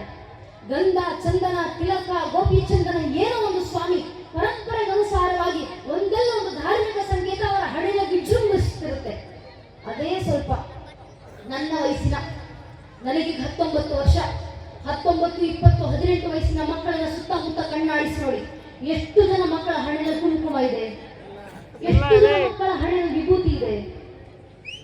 ಇವತ್ತು ಯಾವ ಮಟ್ಟಿಗೆ ತಲುಪಿರ್ತಿದ್ದೀವಿ ಅಂದ್ರೆ, ಭಜನೆ ಹಾಡೋದು ಬಿಡಿ, ಧರ್ಮಜ್ಞಾನ ಧರ್ಮ ಗ್ರಂಥಗಳನ್ನು ಓದೋದು ಬಿಡಿ, ಹಿರಿಯರು ಹೇಳಿದ ಶಾಸ್ತ್ರಕಾರರ ಮಾತು ಧಾರಿ ಇತಿ ಧರ್ಮ, ಯಾವುದು ಧರಿಸಲ್ಪಡುತ್ತೋ ಅದು ಧರ್ಮ. ಇವತ್ತು ಧರ್ಮ ಧರಿಸೋದು ಬಿಡಿ, ಕನಿಷ್ಠ ಪಕ್ಷ ಅಂದ್ರೂ ಧಾರ್ಮಿಕ ಸಂಕೇತ ಧರಿಸೋದು ನಮ್ಮನೆ ಹೆಣ್ಮಕ್ಳು ಮರ್ತೋಗ್ತಿದ್ದಾರಲ್ಲ.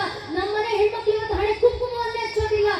ಅಮ್ಮಮ್ಮ ಅಂದ್ರೆ ಯಾವ್ದೊಂದು ಸಣ್ಣ ಕಪ್ಪು ಚುಕ್ಕಿ ತಂದು ಹಣೆಗೆ ಇಟ್ಕೊಂತಾರೆ ನಮ್ಮ ಹೆಣ್ಮಕ್ಳು. ಅದು ಸಣ್ಣ ಕಪ್ಪು ಚುಕ್ಕಿ ಎಷ್ಟು ಸಣ್ಣದಾಗಿರುತ್ತೆ ಅಂದ್ರೆ, ಸ್ವಲ್ಪ ದೂರದಿಂದ ನೋಡಿದ್ರೆ ಹಣೆಗೆ ಏನಾದ್ರು ಇಟ್ಟಿದ್ದಾರಾ ಇಲ್ವಾ ಅನ್ನೋದು ಕೂಡ ಕಣ್ಣಿಗೆ ಕಾಣಿಸಿದ್ರೆ ಅಷ್ಟು ಸಣ್ಣ ಬಟ್ಟು ಇಡೋದೇನಕ್ಕೆ ಕಾಟಾಚಾರಕ್ಕೆ. ಹಣೆಗೊಂದು ಬಟ್ಟೆ ಇರಲಿಲ್ಲ ಅಂದ್ರೆ ಮನೇಲಿ ಅಪ್ಪ ಅಮ್ಮ ಬೈಕೊಂಡು ತಿರುಗಾಡ್ತಾರ ಅನ್ನೋ ಒಂದು ಕಾಟಾಚಾರಕ್ಕೆ ಹಣೆಗೊಂದು ಸಣ್ಣ ಬಟ್ಟು. ತಪ್ಪು ನಮ್ಮನೆ ಹೆಣ್ಣು ಮಕ್ಕಳದಲ್ಲವೇ ಅಲ್ಲ. ಏನಕ್ಕೆ ಹಣೆ ಕುಂಕುಮ ಮಾಡಬೇಕಂತ ಹೇಳ್ಕೊಡದೆ ಇರುವಂತ ಮನೆ ಪೋಷಕರ ತಪ್ಪು, ಮನೆ ಹಿರಿಯರ ತಪ್ಪು. ನಮ್ಮನೆ ಹೆಣ್ಮಕ್ಳಿಗೆ ಹೇಳ್ಕೊಡ್ಬೇಕು ನಾವು. ಏನಕ್ಕಮ್ಮ ಹಣೆ ಕುಂಕುಮ ಹಚ್ಚೋದು? ಕಾಟಾಚಾರಕ್ಕಲ್ಲ. ಮಾರುಕಂಡಿ ಋಷಿಮುನಿಗಳು ದೇವಿ ಪುರಾಣದಲ್ಲಿ ಬರೀತಾರೆ, ಶುಕ್ತ ಶುಂಭ ಎಂಬ ಇಬ್ಬರು ರಾಕ್ಷಸರು ತಾಯಿ ಜಗನ್ಮಾತೆಯನ್ನು ಕೆಟ್ಟ ದೃಷ್ಟಿಯಿಂದ ನೋಡಿದಾಗ ತಾಯಿ ಜಗನ್ಮಾತೆ ಖುದ್ದು ಕ್ರೋಧಿತರಾಗಿ ಶಾಂಭವಿ ಅವತಾರನ ತಾಳಿ ನಿಂತು ಶುಂಭರ ಸಂಹಾರವನ್ನ ಮಾಡಿ ಆ ರಾಕ್ಷಸ ರಕ್ತವನ್ನು ತೆಗೆದುಕೊಂಡು ತಾಯಿ ಜಗನ್ಮಾತೆ ಹಣೆಗೆ ಹಚ್ಕೊಂಡ್ರಂತೆ. ಅದರ ಸಂಕೇತವಾಗಿ ನಮ್ಮನೆ ಹೆಣ್ಮಕ್ಳು ಇವತ್ತಿಗೂ ಹಣೆ ಕುಂಕುಮ ಇಡ್ತಾರೆ. ಯಾಕೆ? ಎದುರಿಗೆ ಬರುವಂತ ಗಂಡಸಿಗೆ ಎಚ್ಚರಿಕೆಯನ್ನು ನೀಡಲಿಕ್ಕೆ. ಒಂದು ನಿನ್ನ ತಾಯಿ ಸ್ಥಾನದಲ್ಲಿ ನನ್ನನ್ನು ಜಗನ್ಮಾತೆ ಸ್ಥಾನದಲ್ಲಿಟ್ಟು ಆರಾಧಿಸಿ ಗೌರವಿಸಿ ನೋಡು. ಅಕಸ್ಮಾತ್ ಕೆಟ್ಟ ದೃಷ್ಟಿಯಿಂದ ನೋಡಿದ್ರೆ ಶುಂಭರಿಗೆ ಬಂದ ಪರಿಸ್ಥಿತಿ ನಿನಗೂ ಬರೋದು ಅಂತ ಎಚ್ಚರಿಕೆ ಗಂಟೆ ಕೊಡ್ಲಿಕ್ಕೆ ಹಿಂದೂ ಮನೆಯ ಒಬ್ಬೊಬ್ಬ ಹಿಂದೂ ಹೆಣ್ಮಗಳು ಜೀವಂತ ದುರ್ಗೆ ಅಂತ ಹಣೆ ಕುಂಕುಮ ಓಡಾಡಬೇಕು ಅಂತ ಹಿರಿಯರು ಹಾಕಿಕೊಟ್ಟ ಒಂದು ಪದ್ಧತಿ. ಸ್ವಾಭಿಮಾನ ಇರ್ಬೇಕು ನಮ್ಮನೆ ಹೆಣ್ಮಕ್ಳಿಗೆ ಹಣೆ ಕುಂಕುಮ ಧರಿಸಲಿಕ್ಕೆ. ಕಾರಣ ನಮ್ಮ ಪರಂಪರೆ ನಾವು ಹೆಣ್ಮಕ್ಳನ್ನ ಬೆಳೆಸಿದ ರೀತಿ ಅಂತದ್ದು. ಇಷ್ಟು ಜನ ಸಾವಿರಾರು ಜನ ಹೆಣ್ಮಕ್ಳು ಸೇರಿದ್ದೀವಲ್ಲ, ನಾವು ಈಗಿನ ಹಿಂದೂ ಧರ್ಮದ ಯುವತಿಯರು ಯೋಚನೆ ಮಾಡಬೇಕು. ನನ್ನ ಈ ಕ್ಷಣ ನಿಮ್ಮ ಮುಂದೆ ಒಮ್ಮೆ ಬ್ರಿಟಿಷರ ಇಂಗ್ಲಿಷರ ರಾಣಿಯರನ್ನ ನೆನಪಿಸ್ಕೊಳ್ಳಿ ಅಂದ್ರೆ ಕಣ್ಮುಂದೆ ಯಾವ ಭಾವಚಿತ್ರ ಬರುತ್ತೆ? ಅಲಂಕಾರ ಮಾಡಿ ವಜ್ರ ವೈಡೂರ್ಯ ತೊಟ್ಟು ತನ್ನ ಅಂತಃಪುರಕ್ಕೆ ಸೀಮಿತವಾಗಿ ಕೂತಿರುವಂತ ಹೆಣ್ಣುಮಗಳ ಭಾವಚಿತ್ರ ಕಣ್ಮುಂದೆ ನೆನಪಿಗೆ ಬರ್ಬೋದು. ಅದೇ ನನ್ನ ಈ ಕ್ಷಣ ಒಮ್ಮೆ ಮೊಘಲ ರಾಣಿಯರನ್ನ ನೆನಪಿಸ್ಕೊಳ್ಳಿ, ಕಣ್ಮುಂದೆ ಯಾವ ಭಾವಚಿತ್ರ ಬರುತ್ತೆ? ಅಲಂಕಾರ ಮಾಡಿ ಅರಮನೆಗೆ ಸೀಮಿತವಾಗಿ ಕೂತಿರುವಂತ ಹೆಣ್ಣುಮಗಳ ಭಾವಚಿತ್ರ ಕಣ್ಣಿಗೆ ಮುಂದೆ ನೆನಪಾಗ್ಬೋದು. ಅದೇ ನನ್ನ ಈ ಕ್ಷಣ ಭಾರತದ ರಾಣಿಯರನ್ನ, ಹಿಂದೂ ಧರ್ಮದ ರಾಣಿಯರನ್ನ ನೆನಪಿಸ್ಕೊಳ್ಳಿ ಅಂದ್ರೆ ನಮ್ಮ ಕಣ್ಣು ಮುಂದೆ ಅಲಂಕಾರ ಮಾಡಿ ವಜ್ರ ವೈಡೂರ್ಯ ತೊಟ್ಟು ಅರಮನೆ ಅಂತಃಪುರಕ್ಕೆ ಸೀಮಿತವಾಗಿ ಕೂತಿರುವಂತ ಹೆಣ್ಣು ಮಕ್ಕಳು ನೆನಪಾಗೋದಿಲ್ಲ. ಬದಲಿಗೆ ಕಚ್ಚೆ ಸೀರೆ ತೊಟ್ಟು ಕೈಲಿ ಬಿಚ್ಚುಗತ್ತಿ ಹಿಡಿದು, ಯಾವ ಹೆಣ್ಣುಮಗು ಕೈಲಿ ಬಿಚ್ಚುಗತ್ತಿ ಹಿಡಿದು ನಡೆದರೆ ವೀರಾದಿ ವೀರ ಅಂತ ಅನಿಸ್ಕೊಂಡಂತ ಶತ್ರು ಸೇನೆಗಳ ಸೇನಾ ಪಡೆಗಳ ರಣಾಂಗಣದಲ್ಲಿ ಮಂಡಿ ಊರಿ ಕೂತಿದ್ರು ಅಂತ ರಾಣಿ ರುದ್ರಮ್ಮ ದೇವಿಯನ್ನು ತಾರು ಮಾಡಿದಂತ ಪರಂಪರೆ ಸನಾತನ ಹಿಂದೂ ಪರಂಪರೆ. ಅಂತ ಹೆಣ್ಣುಮಕ್ಕಳ ಪರಂಪರೆ ಉತ್ತರಾಧಿಕಾರಿಗಳು ನಾವೆಲ್ಲ. ನಮ್ಮ ಪರಂಪರೆಯಲ್ಲಿ ಬೆಳೆದಂತ ಯಾವೊಬ್ಬ ಹೆಣ್ಣುಮಗಳು ಅಂತಃಪುರಕ್ಕೆ ಅರಮನೆಗೆ ಸೀಮಿತವಾದಂತವರಲ್ಲ.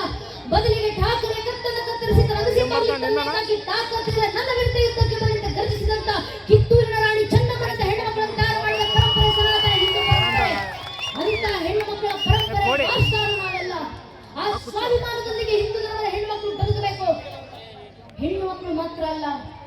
ಹೆಣ್ಣು ಮಕ್ಕಳಾಗ್ಲಿ ಗಂಡು ಮಕ್ಕಳಾಗ್ಲಿ ಹಿಂದೂ ಧರ್ಮದಲ್ಲಿ ಹುಟ್ಟಿರುವಂತ ಪ್ರತಿಯೊಬ್ಬ ಹಿಂದೂ ಹಣೆಗೆ ಕುಂಕುಮ, ತಿಲಕ, ವಿಭೂತಿ, ಗಂಧ, ಚಂದನ, ಭಂಡಾರ, ಕರಿಗಂಧ, ಗೋಪಿ ಚಂದನ ಏನೋ ಒಂದು ಸ್ವಾಮಿ ನಮ್ಮ ಪರಂಪರೆಗೆ ಅನುಸಾರವಾಗಿ ಒಂದಲ್ಲ ಒಂದು ಧಾರ್ಮಿಕ ಸಂಕೇತ ಹಣೆಗೆ ಧರಿಸಿರಲೇಬೇಕು.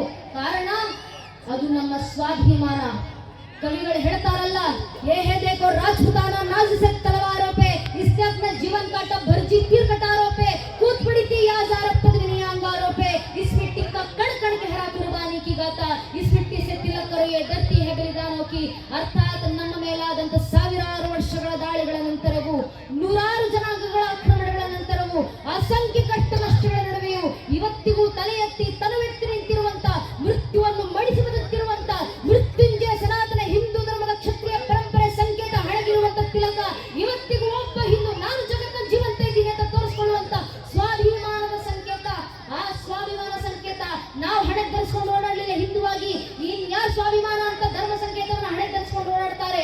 ಹಿಂದೂ ಧರ್ಮದಲ್ಲಿ ಹುಟ್ಟಿ ನಾನು ಧರ್ಮವನ್ನು ಆಚರಿಸ್ಕೊಂಡು ಹೋಗ್ಲಿಲ್ಲ, ಇನ್ಯಾರು ಧರ್ಮ ಆಚರಿಸ್ತಾರೆ? ಹಿಂದೂ ಧರ್ಮದಲ್ಲಿ ಹಿಂದುವಾಗಿ ಹುಟ್ಟಿ ನನ್ನ ಮಠ ಮಂದಿರಗಳಿಗೆ ನಾನು ಬರಲಿಲ್ಲ, ಇನ್ಯಾರು ಬರ್ತಾರೆ? ಹಿಂದೂ ಧರ್ಮದಲ್ಲಿ ಹುಟ್ಟಿ ನನ್ನ ಆಚರಣೆ ನಾನು ಆಚರಿಸಲಿಲ್ಲ, ಇನ್ಯಾರು ಆಚರಿಸ್ತಾರೆ? ಹಿಂದೂ ಧರ್ಮದಲ್ಲಿ ಹುಟ್ಟಿ ನನ್ನ ಪರಂಪರೆ ನಾನು ಪ್ರತಿಷ್ಠಾಪಿಸಿ ಹೋಗ್ಲಿಲ್ಲ, ಇನ್ಯಾರು ಪ್ರತಿಷ್ಠಾಪಿಸ್ತಾರೆ? ಹಿಂದೂ ಧರ್ಮದಲ್ಲಿ ಹುಟ್ಟಿ ನನ್ನ ಧರ್ಮ ಗ್ರಂಥ ನಾನು ಅಧ್ಯಯನ ಮಾಡಲಿಲ್ಲ, ಇನ್ಯಾರು ಅಧ್ಯಯನ ಮಾಡ್ತಾರೆ? ಹಿಂದೂ ಧರ್ಮದಲ್ಲಿ ಹುಟ್ಟಿ ನನ್ನ ಧರ್ಮಜ್ಞಾನ ನಾನು ತಿಳ್ಕೊಳ್ಳಿಲ್ಲ, ಇನ್ಯಾರು ತಿಳ್ಕೊಳ್ತಾರೆ? ಹಿಂದೂ ಧರ್ಮದಲ್ಲಿ ಹುಟ್ಟಿ ನನ್ನ ಮಠ ಮಂದಿರಗಳ ಪರವಾಗಿ ನಾನು ನಿಲ್ಲಿಲ್ಲ, ಇನ್ಯಾರು ನಿಲ್ತಾರೆ? ಹಿಂದೂ ಧರ್ಮದಲ್ಲಿ ಹುಟ್ಟಿ ನನ್ನ ಗುರು ಪರಂಪರೆಗೆ ನಾನು ನಮಿಸಲಿಲ್ಲ, ಇನ್ಯಾರು ನಮಿಸ್ತಾರೆ? ಹಿಂದೂ ಧರ್ಮದಲ್ಲಿ ಹುಟ್ಟಿ ನನ್ನ ಮಠಾಧೀಶರಿಗೆ ನಾನು ಋಣಿಯಾಗಿ ಬದುಕಲಿಲ್ಲ, ಇನ್ಯಾರು ಋಣಿಯಾಗಿ ಬದುಕ್ತಾರೆ? ಹಿಂದೂ ಧರ್ಮದಲ್ಲಿ ಹುಟ್ಟಿ ನನ್ನ ಸಂಸ್ಕಾರ ನನ್ನ ಮನೆ ಮಕ್ಕಳಿಗೆ ನಾನು ಕೊಡ್ಲಿಲ್ಲ, ಇನ್ಯಾರು ಕೊಡ್ತಾರೆ? ಹಿಂದೂ ಧರ್ಮದಲ್ಲಿ ಹುಟ್ಟಿ ನನ್ನ ಸಂಸ್ಕೃತಿ ನಾನು ಪಾಲಿಸಲಿಲ್ಲ, ಇನ್ಯಾರು ಪಾಲಿಸ್ತಾರೆ? ಸ್ವಾಮಿ, ಹಿಂದೂ ಧರ್ಮದಲ್ಲಿ ಹಿಂದುವಾಗಿ ಹುಟ್ಟಿ ಹಿಂದೂ ಧರ್ಮ ರಕ್ಷಣೆಗೆ ನಾನು ನೀವುಗಳು ಮುಂದೆ ಬರ್ಲಿಲ್ಲ, ಇನ್ಯಾರು ಮುಂದೆ ಬರ್ತಾರೆ? ಇನ್ಯಾರು ನಮ್ಮ ಪರಂಪರೆ ಉಳಿಸ್ತಾರೆ? ಇನ್ಯಾರು ನಮ್ಮ ಧರ್ಮ ರಕ್ಷಣೆ ಮಾಡ್ತಾರೆ? ಬೇರೆ ಯಾರು ಬರೋದಿಲ್ಲ. ಇಲ್ಲಿ ಕೂತಿರುವಂತ ನನ್ನ ನಿಮ್ಮ ಜನ್ಮಸಿದ್ಧ ಜವಾಬ್ದಾರಿ ನಮ್ಮ ಧರ್ಮ ರಕ್ಷಣೆ, ಪರಂಪರೆ ಉಳಿವು, ದೇಶದ ಉಳಿವು. ಇದನ್ನೇ ಸಂಘ ಇಷ್ಟು ವರ್ಷ ನಮಗೆ ಹೇಳಿಕೊಟ್ಟು ಬಂದಿರುವಂತ ತತ್ವ. ಅಜಯಂಚ ವಿಶ್ವಸ್ಯ ದೇಹಿಂಚ ಶಕ್ತಿ. ನಾವು ಯಾವರ ವಿರುದ್ಧಕ್ಕೆ ಹೋಗೋದಿಲ್ಲ, ಆದ್ರೆ ವಿಶ್ವವೇ ಮುರಿದರು ಭಾರತ ಅನ್ನಬೇಕಾದ್ರೆ ಏಕಾಂಗಿಯಾಗಿ ನಿಂತು ಕಾಯದಲ್ಲಿ ನಾನು ಅಂತ ಸಂಘ ನಮಗೆ ಇದನ್ನೇ ನಿನ್ನ ಕೈಲಾಗುವಂತ ಕೆಲಸ ದೇಶಕ್ಕೆ ಮಾಡಪ್ಪ, ನಿನ್ನ ಕೈಲಾಗುವಂತ ಕೆಲಸ ಮಾಡು. ನಿಮಗೆ ಮಾತಾಡಿ ಧರ್ಮ ಜಾಗೃತಿ ಮಾಡಿ, ಮನೆ ಮಕ್ಕಳ ಜೊತೆ ಮಾತಾಡಿ ಸ್ವಾಮಿ, ನಿಮಗೆ ಹಾಡಾಡಲಿಕ್ಕಾಗುತ್ತಾ ದೇಶಭಕ್ತಿ ಗೀತೆಗಳನ್ನು ಹಾಡಿ, ಭಕ್ತಿ ಗೀತೆಗಳನ್ನು ಹಾಡಿ, ಭಗವದ್ಗೀತೆ ಶ್ಲೋಕಗಳನ್ನು ಉಚ್ಚರಿಸಿ ಧರ್ಮ ಜಾಗೃತಿ ಮೂಡಿಸಿ. ನಿಮ್ಮಿಂದ ಬರಲಿಕ್ಕಾಗುತ್ತಾ ನೈಜ ಇತಿಹಾಸವನ್ನು ಬರೆದು ಧರ್ಮ ಜಾಗೃತಿ ಮೂಡಿಸಿ. ನಿಮ್ಮಿಂದ ಸಮಯ ಕೊಡ್ಲಿಕ್ಕಾಗುತ್ತಾ ಧರ್ಮ ಕೆಲಸಗಳಿಗೆ ಸಮಯ ಕೊಡಿ, ಧರ್ಮ ಜಾಗೃತಿ ಮೂಡಿಸಿ. ಶ್ರಮ ಆಗ್ಲಿಕ್ಕಾಗುತ್ತಾ ಕಾರ್ಯಕರ್ತರ ಜೊತೆ ಸೇರ್ಕೊಳ್ಳಿ, ಧಾರ್ಮಿಕ ಸಹಕಾರ್ಯಕ್ರಮಕ್ಕೆ ಶ್ರಮ ಹಾಕಿ ಧರ್ಮ ಜಾಗೃತಿ ಮೂಡಿಸಿ. ನಿಮ್ಗೆ ಹಣವನ್ನು ಕೊಡ್ಲಿಕ್ಕಾಗುತ್ತಾ ಇಂಥ ಕಾರ್ಯಕ್ರಮಗಳಲ್ಲಿ ಅನ್ನದಾನದ ವ್ಯವಸ್ಥೆಯನ್ನು ಮಾಡಿ, ಆರ್ಥಿಕ ಸಹಾಯವನ್ನು ಮಾಡಿ ಧರ್ಮ ಜಾಗೃತಿ ಮೂಡಿಸಿ. ಇದು ಯಾವುದು ಆಗ್ಲಿಲ್ವಾ? ಕನಿಷ್ಠ ಪಕ್ಷ ನಿಂತು ದೇಶ ಧರ್ಮದ ಪರವಾಗಿ ಒಂದು ಜೈಕಾರ ಹಾಕ್ಲಿಕ್ಕಾಗತ್ತಾ? ದೇಶ ಧರ್ಮದ ಪರವಾಗಿ ನಿಂತು ಜೈಘೋಷ ಮೂಡಿಸಿ. ಅದು ಆಗ್ಲಿಲ್ಲ ಅಂದ್ರೆ ಪರವಾಗಿಲ್ಲ.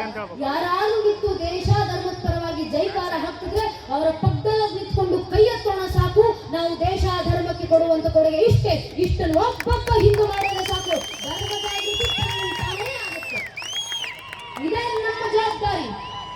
ಅದಕ್ಕೆ ಶಾಸ್ತ್ರಕಾರರು ಹೇಳಿದಂತ ಮಾತು, ವರಂ ಬೇಕಂ ಗುಡಿ ಪುತ್ರಂ ನ ಚಮೋಷಕೈರಪಿ. ಧರ್ಮ ರಕ್ಷಣೆ ಆಗಬೇಕಂದ್ರೆ ಮನೇಲಿ 20 ಜನ ಮಕ್ಕಳು ಬೇಕಾಗಿಲ್ಲ. ಒಂದೊಂದು ಹಿಂದೂ ಮಗು ಮನೆಯಲ್ಲಿದೆಯಲ್ಲ, ಒಂದೊಂದು ಹಿಂದೂ ಮಗುವನ್ನ ನೈಜ ಹಿಂದೂ ಅಂತ ಬೆಳೆಸಿ ಸಾಕು. ಒಂದು ಮಗುವಿಂದ ಇಡೀ ಧರ್ಮ ರಕ್ಷಣೆ ಆಗುತ್ತೆ ಅಂತ ಒಂದೊಂದು ಮಕ್ಕಳು ನಮ್ಮ ಮನೆಯಲ್ಲಿದ್ದಾರೆ. ಆ ಮಕ್ಕಳಿಗೆ ರಾಮನ ಸಂಸ್ಕಾರವನ್ನು ನೀಡೋಣ, ತಾಯಿ ಸೀತಾ ಮತ್ತೆ ಜಾನಕಿ ಸಂಸ್ಕಾರವನ್ನು ನೀಡೋಣ, ಮನೆಗಳನ್ನ ಅಯೋಧ್ಯೆಯನ್ನಾಗಿಸೋಣ. ದೇಶಕ್ಕೆ ನಿಂತಾನೇ ರಾಮರಾಜ್ಯವಾಗುತ್ತೆ. ಇದೇ ನಮ್ಮೆಲ್ಲರ ಗುರಿ. ಆ ಗುರಿಯ ಸಾಕಾರಕ್ಕಿರೋದು ಒಂದೇ ಒಂದು ಮಾರ್ಗ, ಅದು ಪರಶುರಾಮರು ಕೊಟ್ಟಂತ ಮಾರ್ಗ. ಅಗ್ರಸ್ಥೋ ಚತುರೋ ವೇದ ಪೃಷ್ಠಕಂ ಶಿಶರಂಧರು ಇದಂ ಬ್ರಾಹ್ಮಣಿಕಂ ಕ್ಷಾತ್ರಂ ಶಾಪಾದಪಿ ಶರಾದಪಿ. ಅರ್ಥಾತ್ ಮಸ್ತಕದಲ್ಲಿ ಚತುರ್ವೇದಗಳ ಜ್ಞಾನಗಳು ತುಂಬಿದ್ದಾವೆ, ಬೆನ್ನಿನಲ್ಲಿ ಬಾಣಗಳ ಬತ್ತಳಿಕೆಗಳು ತುಂಬಿದ್ದಾವೆ. ವೈಚಾರಿಕವಾಗಿ ಯುದ್ಧ ಮಾಡ್ಲಿಕ್ಕೆ ಬರ್ತೀರಾ ಬನ್ನಿ, ಬ್ರಹ್ಮ ತೇಜಿನಿಂದ ಎದುರಿಸ್ತೀವಿ. ನೇರ ನಿಂತು ಯುದ್ಧ ಮಾಡ್ಲಿಕ್ಕೆ ಬರ್ತೀರಾ ಬನ್ನಿ, ಕ್ಷಾತ್ರ ತೇಜಿನಿಂದ ಎದುರಿಸ್ತೀವಿ. ಶಾಪಾದಪಿ ಶರಾದಪಿ. ಯಾವ ರೀತಿ ಬಂದರೂ ದೇಶ ಪರಂಪರೆ ರಕ್ಷಣೆಗೆ ನಾವು ಸಿದ್ಧ. ನಮ್ಮ ಪುಣ್ಯ ಪರಶುರಾಮರು ಹೇಳಿದಂತ ಆ ಮಾತು ಜೀವಂತ ಸಾಕ್ಷಾತ್ಕಾರವನ್ನು ಕಣ್ತುಂಬಿಸಿಕೊಳ್ಳುವಂತ ಕಾಲಘಟ್ಟದಲ್ಲಿ ನಮ್ಮ ತಲೆಮಾರು ಬದುಕ್ತಿದೆ. ಇವತ್ತು ನೇರ ಯುದ್ಧ ಮಾಡಲಿಕ್ಕೆ ಬಂದ್ರೆ ಯಾವ ರೀತಿ ಕ್ಷಾತ್ರ ತೇಜಿನೊಂದಿಗೆ ರಾಷ್ಟ್ರ ರಕ್ಷಣೆ ಮಾಡ್ಕೊಳ್ತೀವಿ ನಾವು ನಮ್ಮ ಭಾರತದ ಸೈನಿಕರು ತೋರಿಸ್ಕೊಟ್ಟಿದ್ದಾರೆ. ಇತ್ತೀಚೆಗೆ ದುರಾದೃಷ್ಟವಶಾತ್ ಕಾಶ್ಮೀರದ ಪೆಹಲ್ಗಾಮ್ನಲ್ಲಿ ಅಮಾಯಕ ಹಿಂದೂಗಳ ನರಮೇಧಗಳಾಗಿವೆ. ಅಮಾಯಕ ಹಿಂದೂಗಳ ಸ್ವಾಮಿ ಪಾಕಿಸ್ತಾನ ಚೆನ್ನಾಗಿ ಗೊತ್ತಿತ್ತು. ಉರಿ ಸೆಕ್ಟರ್ ಮೇಲೆ ದಾಳಿಯಾದಾಗ ಭಾರತ ನಮ್ಮ ಮೇಲೆ ಸರ್ಜಿಕಲ್ ಸ್ಟ್ರೈಕ್ ಮಾಡಿದೆ. ಪುಲ್ವಾಮಾದಲ್ಲಿ ದಾಳಿಯಾದಾಗ ಭಾರತ ನಮ್ಮ ಮೇಲೆ ಏರ್ ಸ್ಟ್ರೈಕ್ ಫೈಟರ್ ಜೆಟ್ಗಳನ್ನು ತರಿಸ್ಕೊಳ್ತು. ಟರ್ಕಿಯಿಂದ ಸೂಸೈಡ್ ಡ್ರೋನ್ಸ್ ಗಳನ್ನ ತರಿಸ್ಕೊಳ್ತು. ಸ್ವೀಡಿಷ್ ಮಾಡಿದಂತ ಸಾಫ್ 2000 ಡಿಫೆನ್ಸ್ ಸಿಸ್ಟಮ್ ಅನ್ನು ತರಿಸ್ಕೊಳ್ತು. ಎಲ್ಲಾ ಶಸ್ತ್ರಾಸ್ತ್ರಗಳೊಂದಿಗೆ ಪಾಕಿಸ್ತಾನವು ಯುದ್ಧಕ್ಕೆ ಸಜ್ಜಾಗಿವಂತು. ನಮ್ಮ ಭಾರತದ ಸೈನಿಕರು ರಣಾಂಗಣಕ್ಕಿಳಿದರು. ಇಳಿದವರು ತಾಯಿಯ ಹಣೆಯಲ್ಲಿ ವಿಜೃಂಭಿಸುವಂತ ಸಿಂಧೂರಕ್ಕೆ ಕಳಂಕ ಬಂದಾಗ ಆ ಸಿಂಧೂರಕ್ಕೆ ನ್ಯಾಯ ಒದಗಿಸಿಕೊಡ್ಲಿಕ್ಕೆ ಮಾತೃಶಕ್ತಿ, ನಾರಿ ಶಕ್ತಿ, ಧೀಶಕ್ತಿ ಹೆಣ್ಣು ಮಕ್ಕಳೇ ಮುಂದೆ ಬರಬೇಕಂತ ವ್ಯೋಮಿಕಾ ಸಿಂಗ್, ಸೋಫಿಯಾ ಕುರೇಶಿ ಅಂತ ತಾಯಿಂದ್ರು ಮುಂದೆ ಬಂದ್ರು. ಆಪರೇಷನ್ ಸಿಂಧೂರವನ್ನ ಸಾಕಿ ಭಿಕ್ಷೆ ಬೇಡಿ ತನ್ನಂತ ಶಸ್ತ್ರಾಸ್ತ್ರಗಳೆಲ್ಲ ನಮ್ಮವು. ರಷ್ಯಾದ ಜೊತೆ ಹೆಗಲಿಗೆ ಹೆಗಲು ಕೊಟ್ಟು ನಿಂತು ತಯಾರು ಮಾಡಿ ಸಿದ್ಧಪಡಿಸಿಕೊಂಡಂತ S-400 ಡಿಫೆನ್ಸ್ ಸಿಸ್ಟಮ್ ಜೊತೆಗೆ ಭಾರತದ ಸೇನೆಗೆ ಯುದ್ಧ ಕೇಳಿದ್ರು. ಇದಕ್ಕಿಂತ ಹೆಮ್ಮೆ ವಿಚಾರ Akash T air defence system ಜೊತೆಗೆ ಭಾರತದ ಸೇನೆಗೂ ರಣಗಾರಿಕೆ ಅಂದ್ರು. Akash T air defence system ಬೇರೆ ಯಾವ ದೇಶದಿಂದಲೂ ತರಿಸಿಕೊಂಡಿದ್ದಲ್ಲ, ಬದಲಿಗೆ 100% ಮೇಕ್ ಇನ್ ಇಂಡಿಯಾ, ಮೆಟೀರಿಯಲ್ ಹಿಡಿದು ಲೇಬರ್ ವರೆಗೂ ಸಂಪೂರ್ಣ ಭಾರತದಲ್ಲೇ ತಯಾರಾದಂತ ಇಂಡಿಜಿನಿಯಸ್ ಏರ್ ಡಿಫೆನ್ಸ್ ಸಿಸ್ಟಮ್ ಯುದ್ಧ ಕೇಳಿದ್ರು. ನಮ್ಮ ಸೈನಿಕರ ಹತ್ರ ಡಿಫಾಲ್ಟ್ ಡಿಫೆನ್ಸ್ ಸಿಸ್ಟಮ್ ಗಳಿಗೂ, ಸಮಾನ ಡಿಫೆನ್ಸ್ ಸಿಸ್ಟಮ್ ಗಳಿಗೂ, ರಫೇಲ್ ಫೈಟರ್ ಜೆಟ್ ಗಳಿಗೂ, with star missile loaded Sukhoi 30MK fighter jet ಗಳು ನಮ್ಮ ಸೈನಿಕರ ಹತ್ರ ಇತ್ತು. With BrahMos missile loaded Nagastra 1 drone ನಮ್ಮ ಸೈನಿಕರ ಹತ್ರ ಇತ್ತು. ಅವು ಕೂಡ 100% make in India. Sky striker suicide drone ನಮ್ಮ ಸೈನಿಕರ ಹತ್ರ ಇತ್ತು. ಅವು ಕೂಡ 100% ಮೇಕ್ ಇನ್ ಇಂಡಿಯಾ. ಇಸ್ರೇಲ್ ಇಂದ ಇಂಪೋರ್ಟ್ ಮಾಡಿಸಿಕೊಂಡಂತ ಅರಬ್ ಡ್ರೋನ್ ನಮ್ಮ ಬಳಿ ಇತ್ತು. ಜಪಾನ್ ಇಂದ ಇಂಪೋರ್ಟ್ ಮಾಡಿಸಿಕೊಂಡಂತ ಕಾಮಿಕಾಜೆ ಸುಸೈಡ್ ಡ್ರೋನ್ ಗಳು ನಮ್ಮ ಸೈನಿಕರ ತಯಾರಾಗಿತ್ತು. ಇಡೀ ಆಪರೇಷನ್ ಸಿಂಧೂರದ ಸಮಯಕ್ಕೆ ಇಸ್ರೋದಿಂದ ಲೈವ್ ಕೋಆರ್ಡಿನೇಷನ್ ಭಾರತದ ಸೈನಿಕರು ಸ್ವೀಕರಿಸಿದ್ರು. ಐಎನ್ಎಸ್ ವಿಕ್ರಾಂತ್ ಜೊತೆಗೆ 36 ಹೆಚ್ಚು ಯುದ್ಧಗಳು ವಿತ್ ಬ್ರಹ್ಮೋಸ್ ಮಿಸೈಲ್ ಲೋಡೆಡ್ನೊಂದಿಗೆ ನಾರ್ದರ್ನ್ ಅರೇಬಿಯಾ ಸೀನ ಪ್ಯಾಟ್ರೋಲಿಂಗ್ ಮಾಡ್ತಿದ್ರು. ಎಲ್ಲಾ ಶಸ್ತ್ರಾಸ್ತ್ರಗಳಿಗೆ ತಯಾರಾದಂತ ಭಾರತದ ಸೈನಿಕರು ರಣಾಂಗಣಕ್ಕಿಳಿದ್ರು. ಒಂದೇ ಒಂದು ಹೊಡೆತಕ್ಕೆ ಪಾಕಿಸ್ತಾನ ಅಮೆರಿಕದಿಂದ ತರಿಸಿಕೊಂಡಂತ J-16A ಥಂಡರ್ ಫೈಟರ್ ಜೆಟ್ಗಳನ್ನ ಭಾರತದ ಸೈನಿಕರು ಮಣ್ಣಲ್ಲಿ ಮಣ್ಣಾಯಿಸಿದ್ರು. ಅಮೆರಿಕದ J-17 ಥಂಡರ್ ಫೈಟರ್ ಜೆಟ್ಗಳನ್ನ ಭಾರತದ ಸೈನಿಕರು ಧ್ವಂಸಗೊಳಿಸಿದ್ರು. ಟರ್ಕಿ ಸುಸೈಡ್ ಡ್ರೋನ್ಗಳನ್ನ ಭಾರತದ ಸೈನಿಕರು ಭಸ್ಮಗೊಳಿಸಿದ್ರು. ಸ್ವೀಡಿಷ್ ಮಾಡಿದಂತ ಸಾಫ್ 2000 ಡಿಫೆನ್ಸ್ ಸಿಸ್ಟಮ್ ಅನ್ನ ಭಾರತದ ಸೈನಿಕರು ಭಸ್ಮಗೊಳಿಸಿದ್ರು. ಅವತ್ತು ಪಾಕಿಸ್ತಾನದ ಒಂದೇ ಒಂದು ಡಿಫೆನ್ಸ್ ಸಿಸ್ಟಮ್ ಕೆಲಸ ಮಾಡಲಿಲ್ಲ, ಒಂದೇ ಒಂದು ರಡಾರ್ ಸಿಸ್ಟಮ್ ರೆಸ್ಪಾಂಡ್ ಮಾಡಲಿಲ್ಲ. ಇಡೀ ಆಪರೇಷನ್ ಸಿಂಧೂರವನ್ನ ಭಾರತದ ಸೈನಿಕರು ಸಾಕಾರಗೊಳಿಸಿದ್ರು.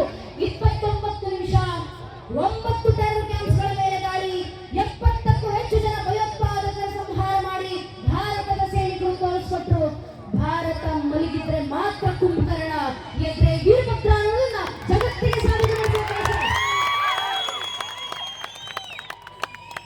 ಭಾರತದ ಸೈನಿಕರು ತೋರಿಸ್ಕೊಟ್ರಲ್ಲ, ನಮ್ಮ ಸೈನಿಕರು ತೋರಿಸ್ಕೊಟ್ಟಿದ್ದಾರೆ. ಇವತ್ತು ನೇರ ಯುದ್ಧ ಮಾಡಲಿಕ್ಕೆ ಬಂದ್ರೆ ಛಾತ್ರ ದೇಶದೊಂದಿಗೆ ರಾಷ್ಟ್ರದ ರಕ್ಷಣೆ ಮಾಡ್ಕೊಳ್ತೀವಿ. ಉಳಿದಿರೋದು ಯಾವುದು? ರಾಷ್ಟ್ರದ ಗಡಿ ಒಳಗಿರುವಂತ ನಾವುಗಳು ಬ್ರಹ್ಮದೇಶದೊಂದಿಗೆ ಪರಂಪರೆಯನ್ನು ಉಳಿಸಿಕೊಂಡ್ರೆ ಸಾಕು. ನಮ್ಮ ಮೇಲೆ ಆಗುವ ದಾಳಿ, ವೈಚಾರಿಕ ದಾಳಿಗಳು ನಮ್ಮ ಮೇಲೆ ಆಗುತ್ತೋ ಇಲ್ವೋ ಗೊತ್ತಿಲ್ಲ. ನನ್ನ ನೆಚ್ಚಿನ ಬಂಧುಗಳೇ, ಪ್ರಸ್ತುತ BA ಫಸ್ಟ್ ಇಯರ್ ಡಿಗ್ರಿ ಓದ್ತಿರುವಂತ ಒಬ್ಬ ಸ್ಟೂಡೆಂಟ್ ಆಗಿ ಹೇಳ್ತಿದ್ದೀನಿ ನಾನು ಬೆಂಗಳೂರಿನಲ್ಲಿ ಎಂತ ಪರಿಸ್ಥಿತಿ ಆಗಿದೆ ಅಂದ್ರೆ, ನನ್ನ ತಂದೆ ಅವರು ಖುದ್ದು ಹೇಳಿದಂತ ಅನುಭವದ ಮಾತು. ನನ್ನ ತಂದೆ ಬೆಂಗಳೂರಿನಲ್ಲಿ ರಿಕ್ಷಾ ಡ್ರೈವರ್, ಆಟೋ ಚಾಲಕರು. ನಮ್ಮಪ್ಪ ಇವತ್ತಿಗೂ ಬೆಂಗಳೂರಲ್ಲಿ ಆಟೋ ಓಡಿಸ್ತಾರೆ. ಆಟೋ ಓಡಿಸ್ಬೇಕಾದ್ರೆ ನಮ್ಮ ಅಪ್ಪ ನನಗೆ ಹೇಳಿದಂತ ಅವರ ಅನುಭವದ ಮಾತು, ಬೆಂಗಳೂರಿನ ಮಕ್ಕಳು ಮನೆಯಲ್ಲಿ ಹಣೆ ಕುಂಕುಮ ಹಚ್ಕೊಂಡು ಆಟೋ ಹತ್ತುತ್ತಾರೆ. ಆಟೋ ಹಿಡಿದು ಕಾಲೇಜ್ ಒಳಗೆ ಹೋಗೋಕ್ಕೂ ಮುಂಚೆ ಹಣೆಯಲ್ಲಿರುವಂತ ಕುಂಕುಮ ಅಳಿಸಿ ಆನಂತರ ಕಾಲೇಜ್ ಒಳಗೆ ಕಾಲಿಡ್ತಾರೆ. ನಮ್ಮದೇ ಹಿಂದೂ ಮನೆ ಮಕ್ಕಳು ಯಾಕೆ ಇಂಥ ಪರಿಸ್ಥಿತಿ ನಮ್ಮ ಸಮಾಜಕ್ಕೆ ಬಂದಿದೆ? ಪರಂಪರೆಯನ್ನು ಅನುಸರಿಸಲಿಕ್ಕೆ ಇವತ್ತು ಕೀಳಿವೆ. ಜಗತ್ತಿನ ಮುಂದೆ ನಮ್ಮ ಹಿಂದೂ ಸಾರಿ ಹೇಳ್ಕೊಳ್ಳುವಂತ ಧರ್ಮ ಸಂಕೇತ ಓಡಾಡಲಿಕ್ಕೆ ನಮ್ಮ ಮನೆ ಮಕ್ಕಳು ಕೀಳಿವೆ.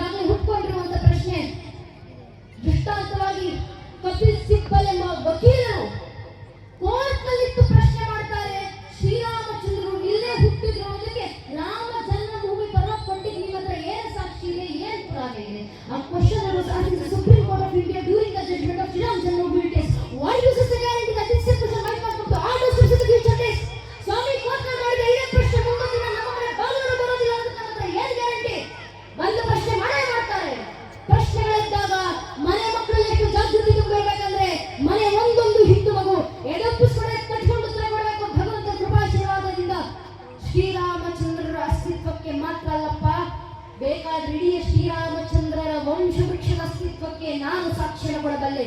ನಮ್ಮ ಮಕ್ಕಳ ಬಾಯಿಂದ ಬರಬೇಕಾದಂತ ಉತ್ತರ ಭಗವಂತರಾದ ಸಿದ್ದೇಶ್ವರ ದೇವರ ಕೃಪಾಶೀರ್ವಾದದಿಂದ. ಮೊದಲಿಗೆ ಬಂದದ್ದು ಶ್ರೀಹರಿ.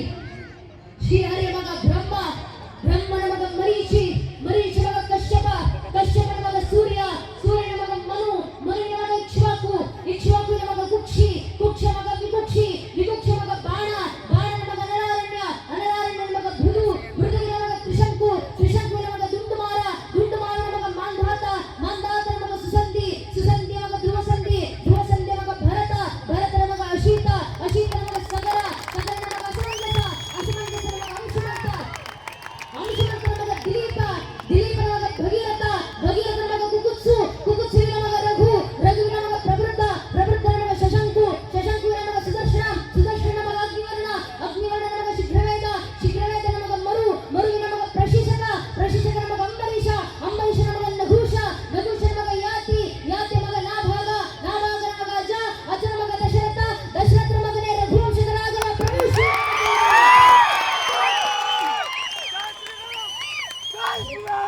ಹೇಳುವ ಮಟ್ಟಕ್ಕೆ ಮನೆ ಮನೆಯ ಹಿಂದೂ ಮಕ್ಕಳಲ್ಲಿ ನಾವು ಧರ್ಮ ಜಾಗೃತಿಯನ್ನು ತುಂಬಿಸಿದ್ರೆ ಸಾಕು ನನ್ನ ನೆಚ್ಚಿನ ಬಂಧುಗಳೇ.